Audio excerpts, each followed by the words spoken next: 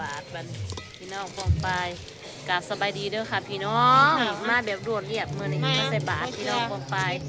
มาพร้อมด้วยเด็กๆนี่เนาะคันข่าวบาทเลยแม่นายเบียร์เนาะคันข่าวบาท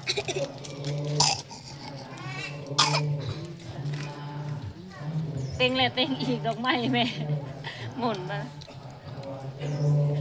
น้องนาเบียทุย่าได้ไหมครับนาเบียทุย่าได้ไหมนาเบียทุย่าได้ไหมลูกอันเร็วทุย่าได้ไหมเร็วทุย่า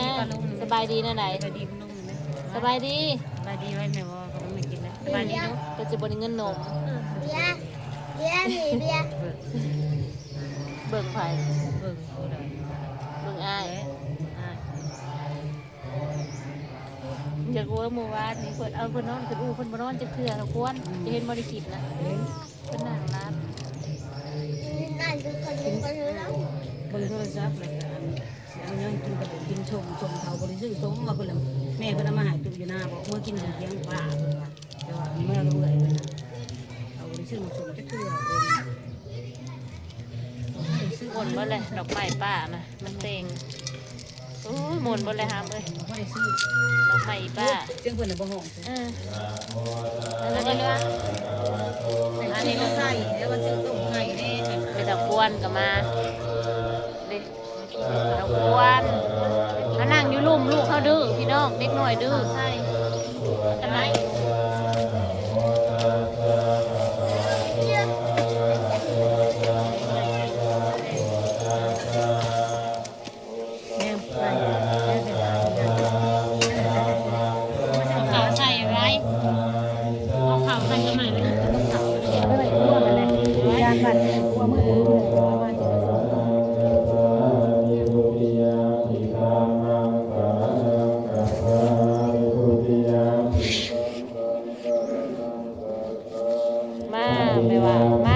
มาซาพี่น้องมาเลยคนใส่บาทลง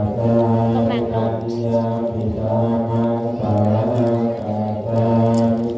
เขาใส่ที่จะใบพัดกีบใส่บาทพันกีบเท่ากับจักบาทบาทหนึ่งเป็นขนมก้อนก้อนมันยัง2 บาท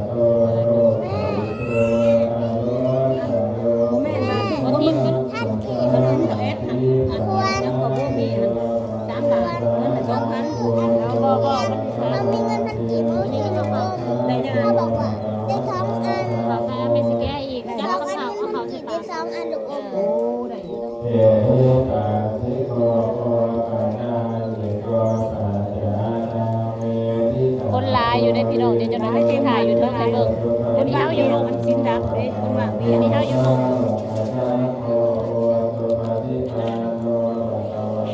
จะพิมพ์เป็นผู้ลูกแคบมากจะพิมพ์ได้น้ำวัดกันไปแล้วเขาก็เอาหัวเนื้อเขาใส่ปลาก้อนข้ามเผานะไรเอาใส่ข้าวเอาใส่ปลาใส่เมียโปแก้ให้ขนมนะกินใส่ปลา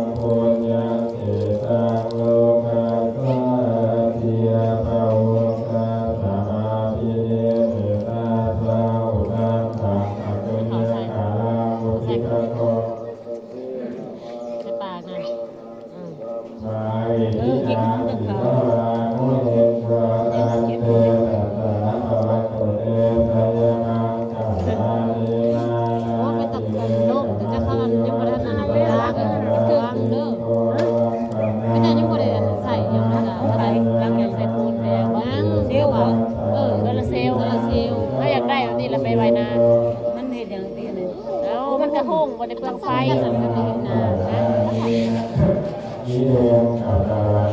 จับกันเนาะแล้วเขาจะซื้อรับวิทยายังตัดไม้ไผ่ก็ได้รับมันอ่ะเดี๋ยวไปถ่ายเรื่องอยู่เทิงก่อนพี่น้องนั่งอยู่ลุ่มผู้เล่นในแจนั่งอยู่แจเด็กน้อยดื้อมาไก่หมู่บ่ได้ ลูกดื้อคือพี่เพจนี่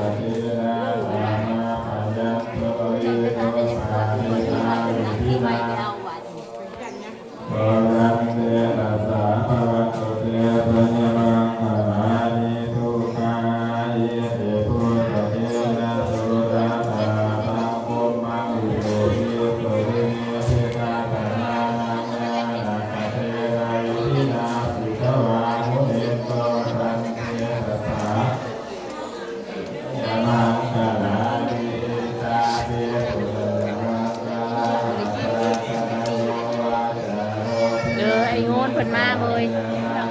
ไอ้โงนมาเมื่อใด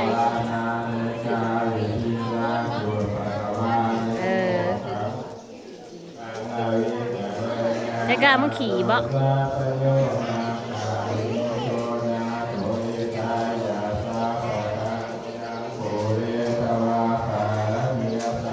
ให้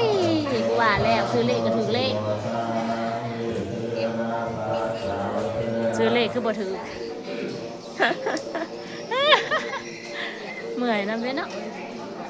ไม่ใส่ฮอตบาทบีบไปใส่ได้ไหม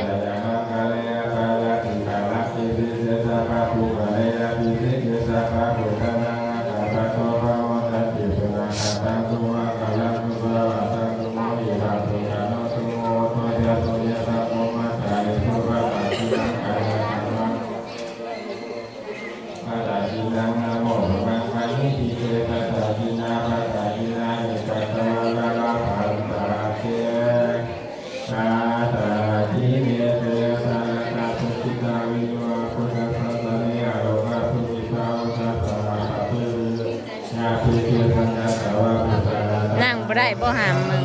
แล้วเท่านั้น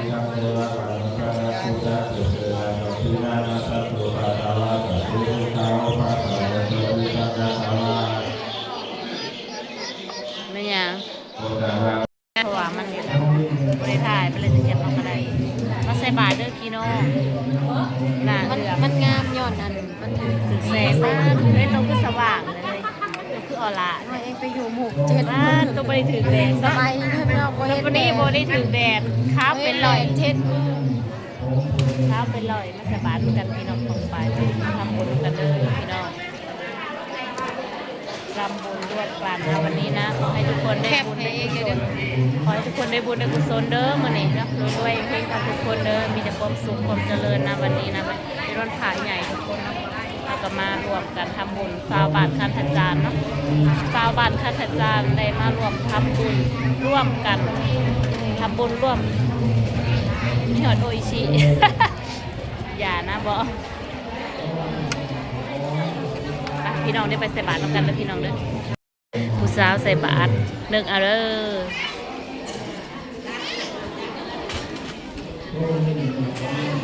นี่มันล่มทับหัวเด้อ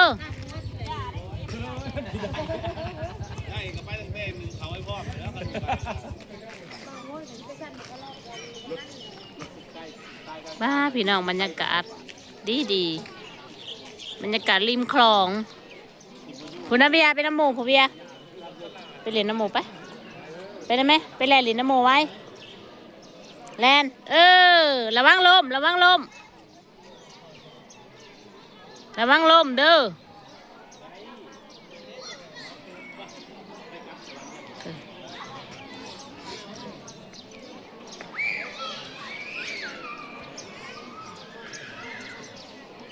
เนี่ย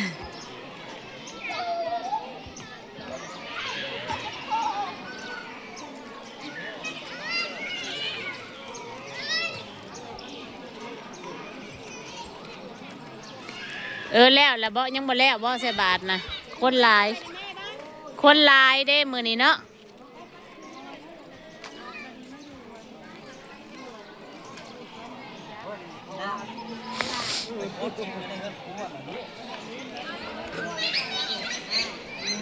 ได้กินน้ำกูเพิ่นจะกินข้าวหิวตื่นมาน่ะก็เจ้าใส่แล้วละเบยแล้วเลยแล้วเลยพี่น้องคนหลายมื้อนี้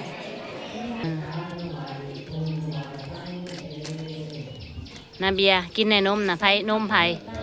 นมป่าเอ้าโอ้ข่อยได้สามารถนะแม่หยาดน้ำ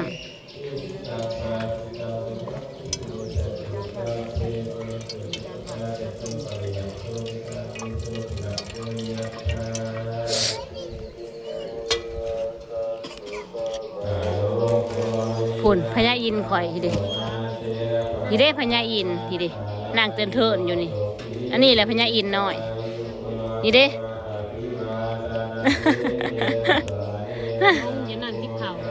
ลงมา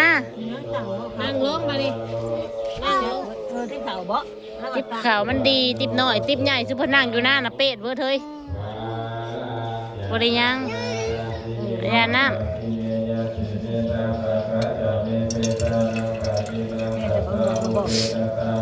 พวกคนว่าอยากน้ำ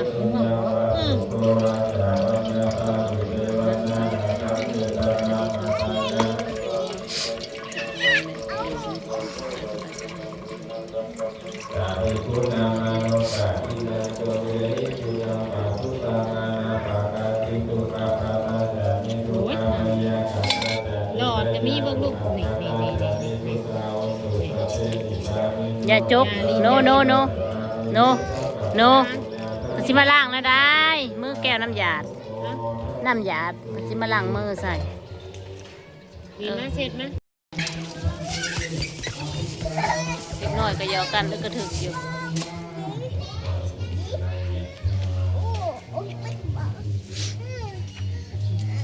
ยาเทกะคือบุญญา